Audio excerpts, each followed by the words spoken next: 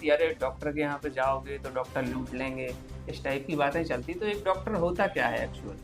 जहाँ पे भी जो भी डॉक्टर रहेगा, जहाँ पे भी जिस जगह पे जो रहेगा, वो अपने हमेशा बेस्ट करने की कोशिश करते हैं। ये लूटना, ये सब बहुत ज़्यादा भ्रांति हैं, बहुत हद तक बहुत सोशल मीडिया के द्वारा या अदर अदर प्लेटफॉर्म पे ऐसी अपन चीज़ें पढ़ते रहते हैं। कुछ कुछ पेशेंट ऐसे होते हैं कि जो ये भूसा होता है या फिर ये पोलन ग्रेन्स होते हैं, इनके लिए एलर्जिक होते हैं, उनकी भी संख्या इस मौसम में ज़्यादा बढ़ जाती है।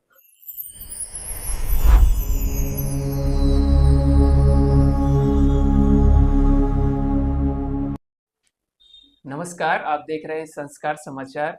और आज हमारे साथ में है सागर शहर के जाने माने doctor doctor Manish Jain, MD medicine. नमस्कार सर, आपका नमस्कार, बहुत नमस्कार। बहुत स्वागत है। सर, सबसे पहले होली की शुभकामनाएं आपको। आपको भी। सर, अभी जो मौसम चेंज हो रहा है तो जनरली क्या प्रभाव लोगों पर पड़ेंगे इसके, और क्या सावधानियां बरतनी है? सामान्यतः जब ये मौसम की बात होती है, कोई भी मौसम के ट्रांजिशन आते हैं कि जैसे अभी ठंड चल रही थी, ठंड के बाद एक गर्मी की ऋतु आ रही है, और स्पेशली जो स्प्रिंग सीजन जो बसंत ऋतु होती है, उसमें जो एलर्जिक पेशेंट होते हैं, जो एलर्जी वाले पेशेंट हैं, इनकी संख्या काफ़ी ज़्यादा बढ़ जाती है। जो सर्दी जुकाम खांसी वाले पेशेंट काफ़ी हद तक आते हैं। कुछ कुछ पेशेंट ऐसे होते हैं कि जो ये भूसा होता है या फिर ये पोलन ग्रेन्स होते हैं, इनके लिए एलर्जिक होते हैं, उनकी भी संख्या इस मौसम में ज़्यादा बढ़ जाती है। तो सबसे ज़्यादा जो ध्यान स्पेशली जो एलर्जिक प्रीवियस पुरानी जिनकी एलर्जिक की हिस्ट्री है, उनको बहुत विशेष ध्यान रखना पड़ता है इस मौसम में, और उनको काफ़ी हद तक इन चीज़ों से बचाव करना जी। होता है। सर्वाइकल कैंसर की भी वैक्सीन स्टार्ट जी। हुई है अभी। जी। तो ये किस किस को लगना है और इसके क्या प्रभाव पड़ेंगे? बेसिकली सर्वाइकल कैंसर की अपन बात करें तो सर्वाइकल कैंसर फीमेल में, इंडियन सेटअप में, भारत देश में लोगों में सबसे ज़्यादा तो होने वाले कैंसर में से एक का कैंसर है जो सर्वाइकल कैंसर है। सर्वाइकल कैंसर एक ऐसा कैंसर है कि जिसको वैक्सीनेशन के द्वारा प्रिवेंट किया जा सकता है, कि जिसकी रोकथाम वैक्सीनेशन से हो सकती है। सर्वाइकल कैंसर में जो एक ज़्यादातर कॉमन आता है, एक एचपीवी कहलाता है, ह्यूमन पेप्लोमा वायरस कहलाता है, कि ह्यूमन पेप्लोमा वायरस से 95% ऐसा माना जाता है कि सर्वाइकल कैंसर एचपीवी के कारण से होता है। और एचपीवी को वैक्सीनेशन के द्वारा उसकी रोकथाम करी जा सकती है, उसको रोका जा सकता है। ये जो एज ग्रुप है, इसमें जो जिनमें सबसे अच्छा बेनिफिट है वो है 9 से लेकर 14 साल की एज ग्रुप में, जो भी गवर्नमेंट ने रिकमेंड किया है, तो 9 से 14 साल की एज ग्रुप में उनको वैक्सीन लगना है। कुछ कुछ और भी वेरिएंट्स हैं जिनमें अभी वो गवर्नमेंट सेटअप में नहीं, लेकिन और भी वेरिएंट्स हैं कि जिनमें अप टू 40 ईयर तक, 34 ईयर तक फीमेल को लगा सकते हैं। लेकिन जो गवर्नमेंट के भी रिकमेंडेशन है वो 9 से 14 साल वालों को एचपीवी, जो इसका सर्वाइकल कैंसर के जो वैक्सीन है, एचपीवी का वैक्सीन है, वो लगता है। इसके कोई साइड इफेक्ट भी होंगे क्या? लगभग में नहीं, मतलब इनके कोई ऐसे साइड इफेक्ट नहीं होते। साइड इफेक्ट नहीं होते, और ये प्रिवेंटिव मेजर हैं, और ये काफ़ी एक्सटेंसिव स्टडी के बाद मार्केट में लॉन्च होते हैं। तो देखा जाए तो इनके कोई ऐसे डायरेक्ट कोई साइड इफेक्ट नहीं होते हैं, जो भी इससे बेनिफिशियल इफेक्ट है पूरे से। एक और सर छोटा सा क्वेश्चन है।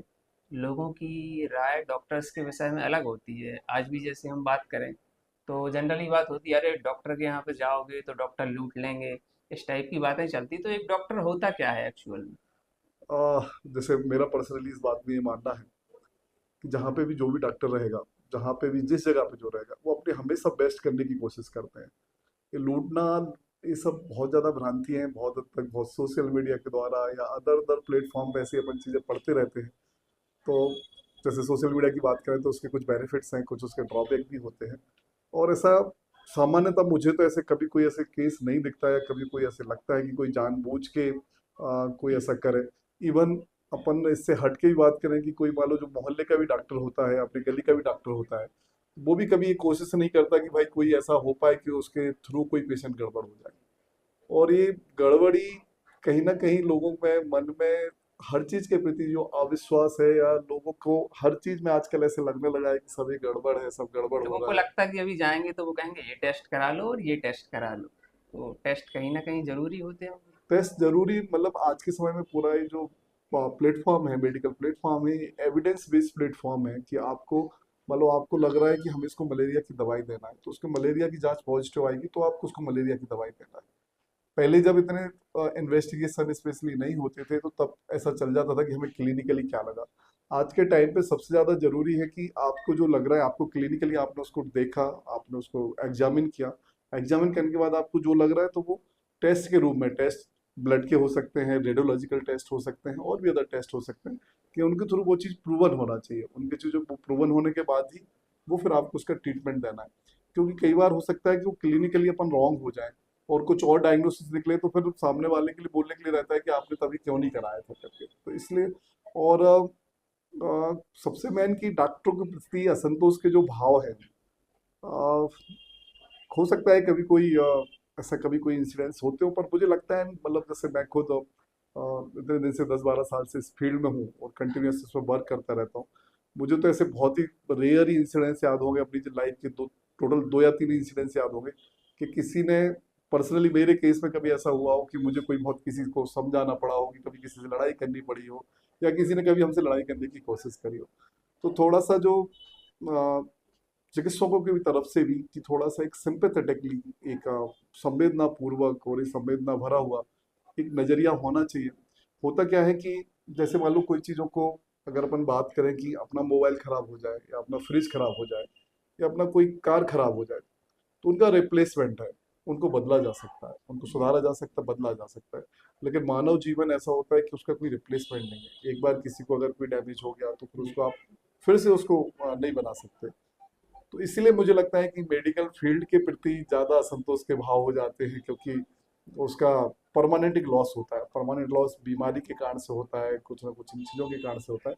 लेकिन परिजन परिजन उसके जो साथ वाले होते हैं वो उस चीज़ को उतना कभी कभी एक्सेप्ट नहीं कर पाते, क्योंकि उसका कोई रिप्लेसमेंट नहीं है। तो इसलिए मुझे लगता है कभी कभी थोड़ा सा भावनात्मक भावनाओं में बस होकर ये सब चीज़ें कभी कभी ऐसा होता मेडिकल है। कॉलेज में भी कई बार ऐसे केस सुनने में आ जाती है ना, लोग सीधा डॉक्टर पर ही आरोप लगाने लगते हैं। अब वो तो आज के समय में देखो, ये तो सिर्फ अकेले चिकित्सा फील्ड अकेली ऐसी नहीं। आप तो कोई भी बैंक में जाएं, आप कोई भी गवर्नमेंट ऑफिस में जाएं, आप तो कहीं भी जाएं, वो आपको वैसे लोग हर जगह मिलेंगे। तो उसमें से एक मेडिकल फील्ड भी ऐसा पार्ट है कि वो लोग यहाँ पे भी ऐसा होता है करके। मतलब कहने का ये है कि डॉक्टर बस अपना काम करने के लिए है। डॉक्टर अपना काम करें, अपना काम करें, और काम करने के साथ साथ थोड़ा सा एक जो सबसे मेजर पार्ट होता है इसमें, कि जो कुछ भी पेशेंट की समस्या है, जो उसके अटेंडर आते हैं या उसके परिजन आते हैं, तो उनको आप प्रॉपर टाइम टू टाइम आप उनको एक्सप्लेन करते रहें, आप उनको बताते रहें।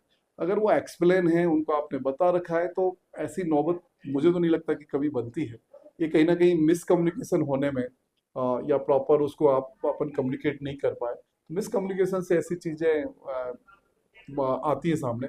और कभी कभी क्या होता है कि जैसे परिजन जो पहले से देख रहे हैं, उसके अलावा जो नए परिजन उस दिन आ जाते हैं या उसके दोस्त यार आ जाते हैं, उनके द्वारा कभी कभी ऐसी बातें होती हैं जो पहले से नहीं देख रहा है। नहीं तो सामान्यतः जो परिजन रहते हैं वो तो देखते रहते हैं कि भाई यहाँ पे ट्रीटमेंट हो रहा है, यहाँ पे काम हो रहा है, तो ऐसी नौबत नहीं आती। और चिकित्सक लेवल पे भी हमेशा इन चीज़ों में कि संवेदना पूर्वक, और हमेशा एक हर स्टेज पे आप उसके अटेंडर से मिलें, उनको कम्युनिकेट करें, उसकी प्रोग्रेशन के बारे में बताएं, अगर पेशेंट डिटोरिएट हो रहा है तो उसके बारे में बताएं। तो उससे काफ़ी हद तक इन चीज़ों का हल संभव है।